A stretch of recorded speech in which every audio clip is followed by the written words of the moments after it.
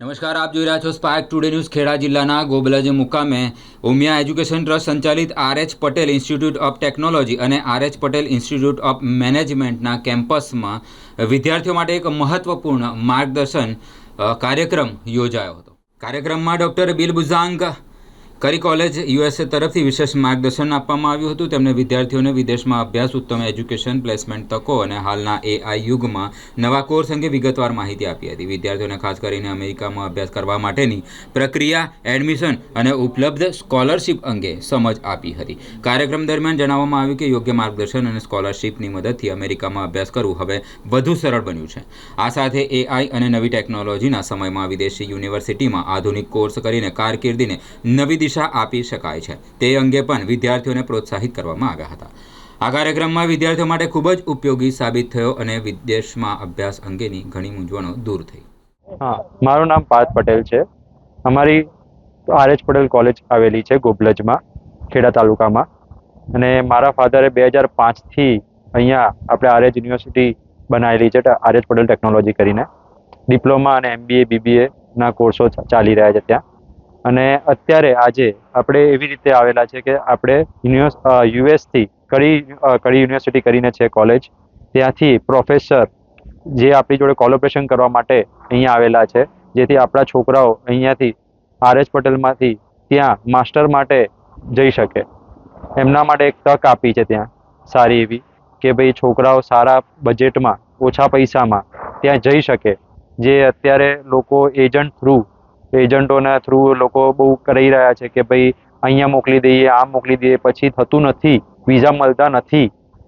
બરાબર, અત્યારે આપણે એવી રીતે લઈને આવ્યા છે કે ત્યાંની જ યુનિવર્સિટીને અહીંયા લઈને આવ્યા છે કે જેથી એ લોકો જ લેટર આપે અને એ લોકોને જ થ્રુ જ આપણે એમને મોકલીએ છીએ ત્યાં, જેથી કોઈ ફ્રોડ થવાના ચાન્સીસ ના મળે, કે છોકરાઓને સારું એક પોષણ મળે, કે ભણવાનું સારું મળે ત્યાં. અને કડી યુનિવર્સિટી એવી છે કે 100% પ્લેસમેન્ટ સાથે આપે છે, કે છોકરો ત્યાં જાય છે તો 2 વર્ષ ત્યાં ભણવાનું થાય છે, તો 3 વર્ષનું વર્ક પરમિટ બી અપાવડાવે છે, કે જ્યાં ત્યાં એમ્પ્લોય મળે છે, એમને જોબ મળે છે. એ આધારથી આપણે મોકલીએ છીએ.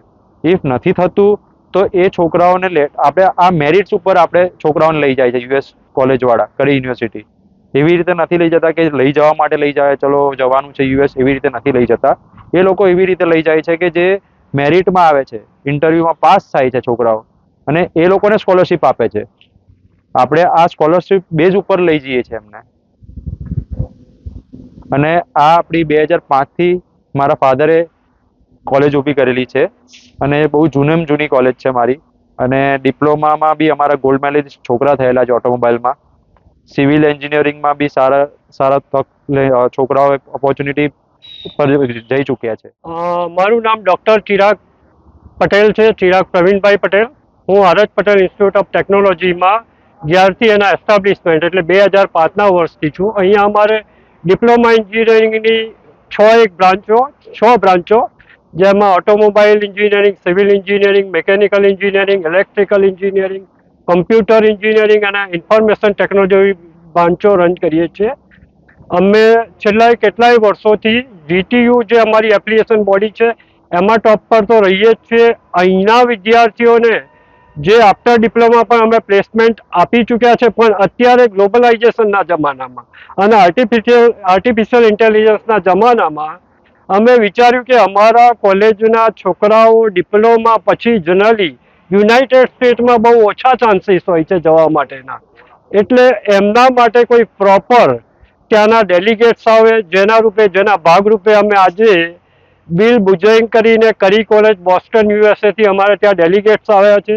તે ઉપરાંત એપટેક જે લેંગ્વેજ ટ્રેનિંગ જેવી કે IELTS છે, PTE છે, ડ્યુલિંગો છે, યા તો ટોફેલ, એના માટે અમે FETC સુરત જોડે જે ભૂમિકા મેડમ છે એમના જોડે પણ કોલેબોરેશન કરેલું છે. અને આ આખી જ પ્રવૃત્તિ વિદ્યાર્થીને બોડા હિતમાં ધ્યાન લઈને, ના કે બહારના કોઈ એજન્ટો દ્વારા છેતરાવાનું, એમના આજના જમાના પ્રમાણે ચાલે. એટલે આ પ્રવૃત્તિઓ આ પહેલી વાર નથી. હવે આ પ્રવૃત્તિઓથી અમે અમારું એક બહારનું કોલેબોરેશન પણ ઊભું કરવા ઈચ્છી રહ્યા છીએ. વધારામાં તો આવા ફરી પ્રસંગો થતા રહે, આવા ડેલિગેટ્સ અને અલગ કન્ટ્રી, આ પહેલો યુનાઇટેડ સ્ટેટ માટે છે, આગળ જતાં અમે લંડન છે, રોમાનિયા છે, ફ્રાન્સ છે, કેનેડા છે, ઓસ્ટ્રેલિયા છે, આ બધાના ડેલિગેટ્સ માટે પ્રયત્ન કરી રહ્યા છે.